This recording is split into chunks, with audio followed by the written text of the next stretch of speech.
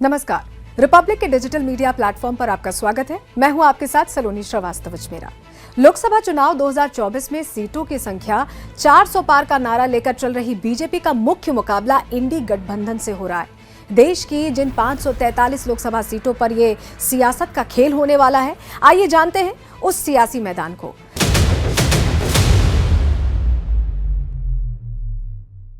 Republic Bharat की decode 543 series में आज बात कर रहे हैं राजस्थान की चर्चित लोकसभा सीट भरतपुर की, जहां से बीजेपी के टिकट पर राम स्वरूप कोली उतरे हैं, तो वहीं उनके सामने मुख्य चुनौती कांग्रेस की संजना जाटव है। शेड्यूल कास्ट के जरिए रिजर्व इस सीट पर बीएसपी के कैंडिडेट इंजीनियर अंजला जाटव भी मैदान में है। भरतपुर में पहले फेज में 19 अप्रैल को वोटिंग होगी और नतीजा 4 जून को आएगा। भरतपुर लोकसभा सीट से वर्तमान में बीजेपी की रंजिता कोली सांसद हैं, जो 3 बार के सांसद रहे गंगाराम कोली की बहू हैं। 2019 के चुनावों में रंजिता कोली ने कांग्रेस के अभिजीत कुमार जाटव को भारी अंतर से हराया था। तीसरे स्थान पर बीएसपी के सूरज प्रधान जाटव रहे थे। उस समय भारतीय इतिहास में भरतपुर की खास पहचान है, जिसकी स्थापना जाट सरदार सूरजमल ने की थी। सूरजमल से मुगलों की सेना भी घबराती थी और सीधे भिड़ने से बचती थी। भरतपुर की एक दूसरी पहचान भी है, जो दुनिया में जानी जाती है।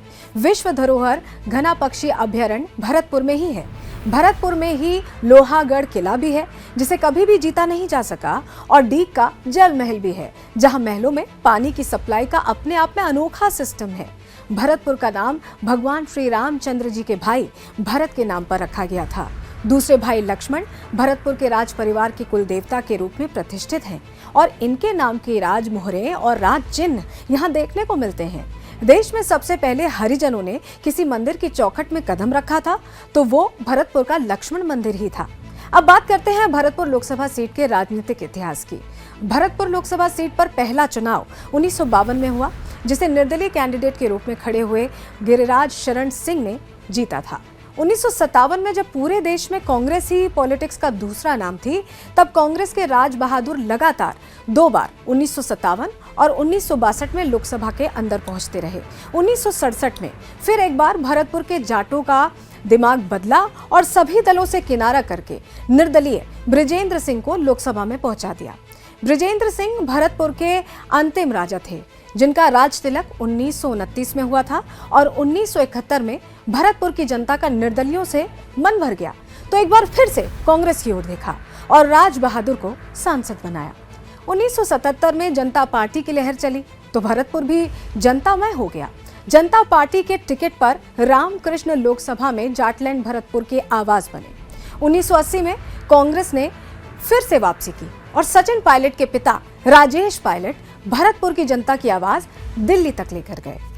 1984 में कांग्रेस के टिकट पर नटवर सिंह लोकसभा पहुंचे और वहीं 1989 में जनता दल के टिकट पर विश्वेंद्र सिंह सांसद बने।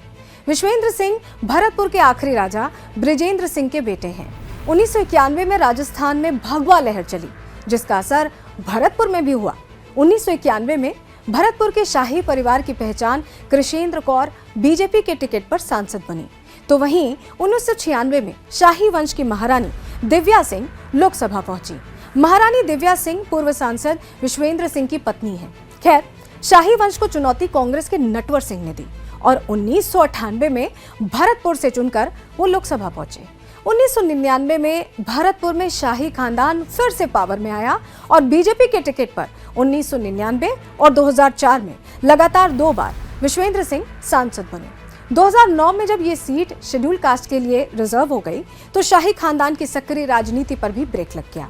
2009 में कांग्रेस के टिकट पर रतन सिंह जाटव सांसद बने। 2014 और 2019 में बीजेपी ने इस सीट को अपने नाम किया।